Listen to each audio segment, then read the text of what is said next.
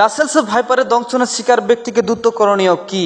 হ্যাঁ ভিউয়ার্স, আজকের ভিডিওতে রাসেলস ভাইপার সাপের দংশন থেকে আমরা মুক্তি কিভাবে পাবো, তাই চ্যানেলটি সাবস্ক্রাইব করে পুরো ভিডিওটি কন্টিনিউ করবেন। রাসেলস ভাইপারের সাপ দেশ জুড়ে এখন আতঙ্কের এক নাম। বাংলাদেশে সাধারণত চন্দ্রবোরা নামে ডাকা হলেও বিশ্বজুড়ে সাপটি রাসেলস ভাইপার নামে পরিচিত। সম্প্রতি দেশে গ্রামগঞ্জে ছাড়া রাসেলস ভাইপারের দেখা মিলছে ঢাকা জেলাতেও। আর বীজ ধরে সাপটি দংশন বিভিন্ন জেলায় মৃত্যু হচ্ছে খবর পাওয়া যাচ্ছে। বিশেষ করে ক্ষেতের ফসল কাটতে গেলে সাপের আক্রমণের শিকার হচ্ছেন চাষিরা। বিশেষজ্ঞরা বলেছেন দেশের অন্তত 25টি জেলায় ছড়িয়ে পড়েছে রাসেলস ভাইপার।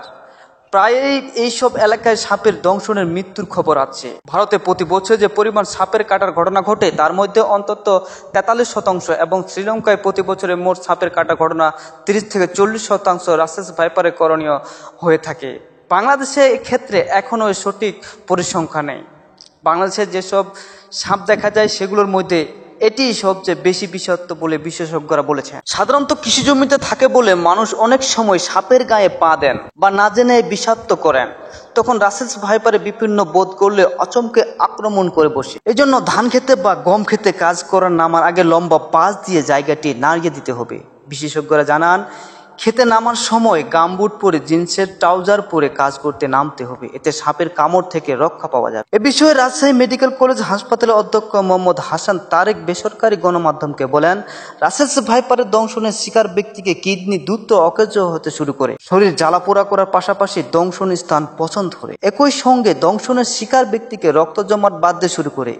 এইসব ক্ষেত্রে দ্রুত চিকিৎসা দেওয়া না হলে আক্রান্ত ব্যক্তিকে বাঁচানো সম্ভব না। সাপটি দংশনের শিকার ব্যক্তিকে চিকিৎসা অভিজ্ঞতা উল্লেখ করে চিকিৎসক আরো বলেন, রাসেলস ভাইপারে অ্যান্টিভেনাম থাকলেও সেটা খুব একটা কাজ করে না। 2015 সালের দিকে আমরা প্রথম রাসেলস ভাইপারের কামড়ানোর রোগী গিয়েছি। সে সময় আক্রান্ত হাত পা কেটে ফেললেও রোগী বাঁচানো যায়নি। তাই সাপটি কেবল থেকে বাঁচার সচেতনতাই কার্যকারী পথ। রাসেলস ভাইপার দংশন করলে করণীয় সম্পর্কে চট্টগ্রাম বিশ্ববিদ্যালয়ের চর্বি সুপারনিউমেরিয়ার অধ্যাপক ফরিদ হাসান বলেন, কামড়ের যদি দাঁত বসে যায় তাহলে ক্ষতস্থানে ওই জায়গাটি সহ উপরে নিচে খানিকটা জায়গা নিয়ে হালকা করে ব্যান্ডেজ দিয়ে পেঁচিয়ে দিতে হবে। নাড়াচাড়া করা যাবে না, রোগীর সাহস দিতে হবে। হাঁটাচলা তো একেবারেই বন্ধ করে দিতে হবে যাতে রক্ত চলাচলটা একটু কম হয়।